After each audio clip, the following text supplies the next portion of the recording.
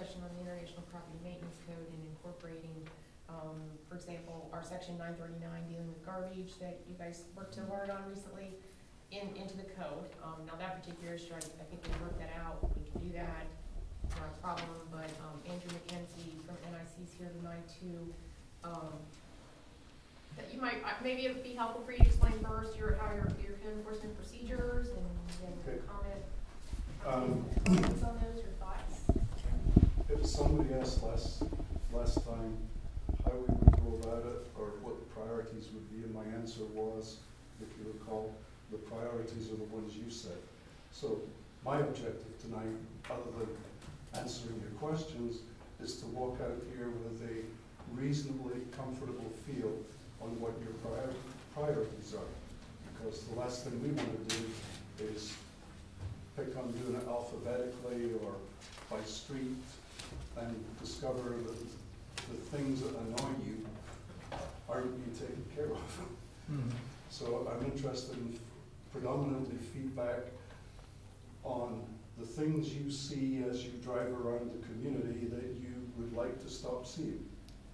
What we'll do when we start is actually go through the whole community and create essentially an inventory of what properties are in compliance, what properties are not in compliance.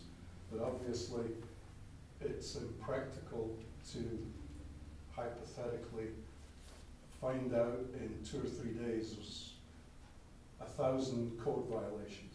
Well, we're not going to send out 1,000 letters all at once and then sit back and wait. It's a question of focusing on the priorities.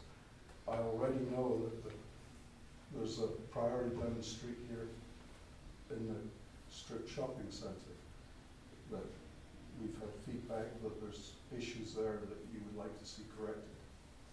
I already know from just driving around the community that there's probably a property, I think is it Pasquale Drive or something like that no matter what you say is top priority, we're going to be knocking on their door. Be it junk vehicles, falling gutters, long grass, weeds, whatever. So if you have particular priorities, I would very much welcome hearing from you or asking questions, answering questions. You want to go left to right, or does somebody want to start? I would think as you drive up and down Winton Road, what makes the worst impression, and then maybe the major through streets. I already told you what makes the worst impression. I know. But that would be the biggest front bang for our buck, to see progress in some area that most people see.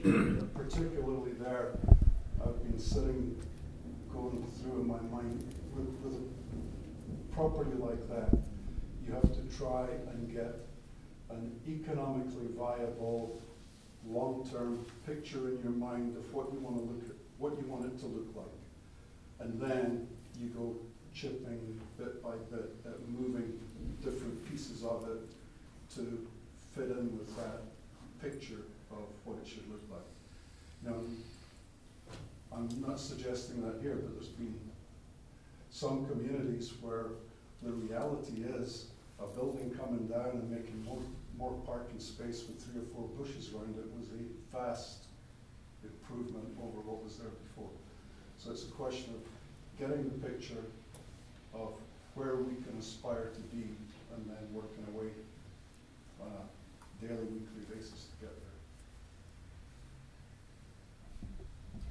You know, Andrew, I think too, it's going to be important to discuss a little bit what you mentioned about, your focus is usually to obtain compliance as opposed to, issuing fines, taking to court. One of the things citizens sometimes they issue a complaint and then they think that next week they're going to see it totally different when in reality it can take like 30 days. And, can you talk about that a little bit? Okay.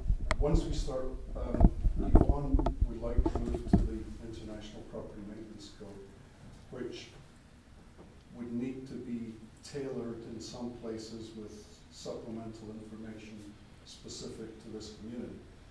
As I say, what we start doing is we'll go around, look at everything and make an inventory of what we find and what we have to work on. Once we've identified issues, we typically think in a three-step approach. Ultimately, we're seeking compliance. Depending on the nature of the community, some communities prefer that the first contact is friendly caution, which isn't a violation notice or anything. It's reminding the person in charge of the property what the property standards are and where they don't meet them, and giving them time to go ahead with just a little, the village will take appropriate action if you don't comply. The second step is a notice of violation, which is specific. This is a violation, it needs to be fixed. It needs to be fixed in this number of days per chapter or whatever the code. The third step is to issue citation, take you to court, however your local jurisdiction process is set up.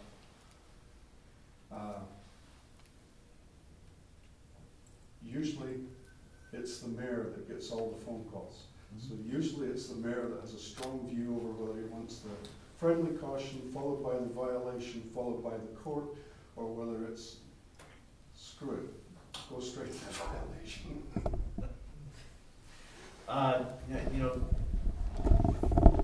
Personally, I would like to see voluntary compliance on all levels.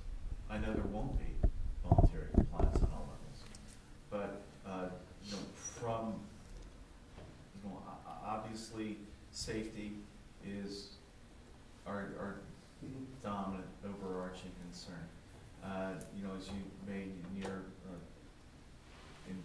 in your presentation before, talking about sort of the pyramid of things, and it's the same in in a safety environment, industrial setting. You've got a couple of things that can be a real serious problem, but they're likely to be very few. Those obviously need to be addressed because safety is dominant. But then we run into other things: broken windows, dangling gutters, peeling paint, holes in roofs,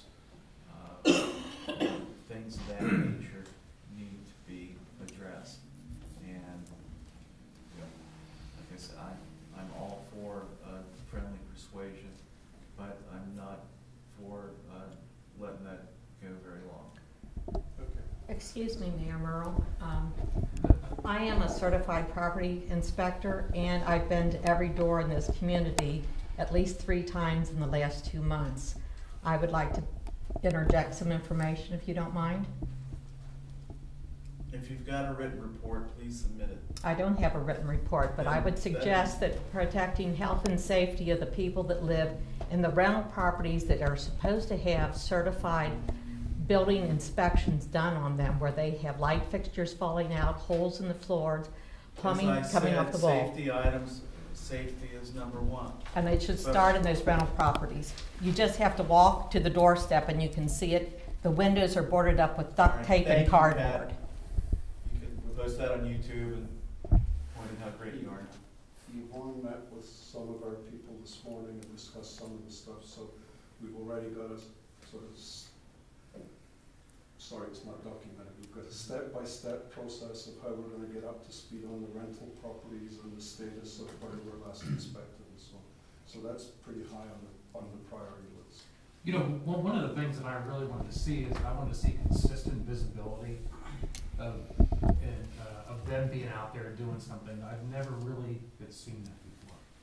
I mean, even with John, I saw John Hester around a few times, but he was also working out with the guys. And but in having NIC doing this, I just want to see real consistent visibility, so we know that you're going to be there, you're going to follow up and do the things that we're looking for. That to me, it's key right there. All our vehicles are logoed, and normally, if we're doing property maintenance work, for instance, driving slow through a neighborhood, we'll have a yellow hazard light on the roof of the vehicle. One, because it causes us less accidents if you're driving 10, 15 miles an hour. And the other thing, it draws attention to the fact that the community is investing effort in driving around looking for stuff. Yeah. Well, in terms of priority, I suspect maybe all of our priority is the shopping center. I think that's probably the most glaring need is to kind of do what we can do to get them in compliance as far as an image of where that needs to be. I'm not sure, I guess I don't really totally understand how you guys go about your business, but I'm not sure how we can get that from where we are now there by property inspection. It's certainly going to help in terms of the appearance of the building, but you know, where I want to see a shopping center is where you go by and it looks nice and it's well landscaped and it's full of businesses. You know, that's where we are. That is not necessarily a function of enforcement of the. Oh, I understand that, but So- if he wants to know what we want it to look like, that's what we want it to look like. It's not a function of enforcement, but also as representatives of the community, we now have a vested interest in collectively figuring out what kind of businesses could survive or prosper in there. You know, if you go through the mental list of businesses that are successful in strip shopping centers nowadays, you find typically none of the national chains, unless it's a bright, new, shiny, fancy one with a Walmart at one end and a Macy's at the other. So the old traditional strip shopping centers tend to be independently owned businesses. They tend to be businesses that provide service not on a regional basis, but on a local community basis. And you know, a lot of the space is already occupied by these businesses. You can get your hair taken care of. You know, there's a bank. There's a variety of local services, but there may be other potentially locally owned businesses. One of the obvious things that isn't represented there in the proportion it normally is nowadays in those kind of shopping centers is some kind of local donut store, bagel store, pizza, fast food, whatever.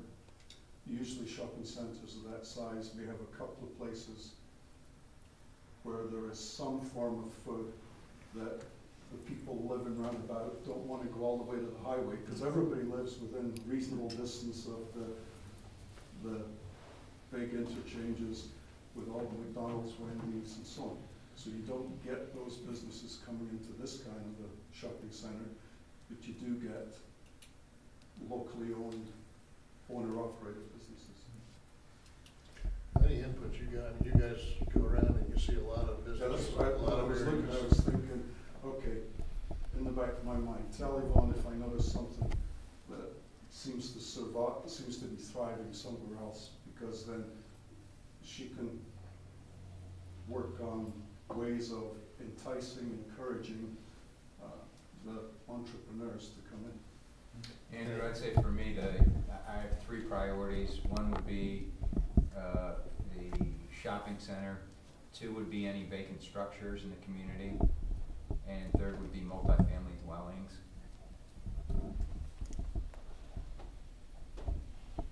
Well, I think, And my concern on multifamily dwellings is life safety. That should be at the top.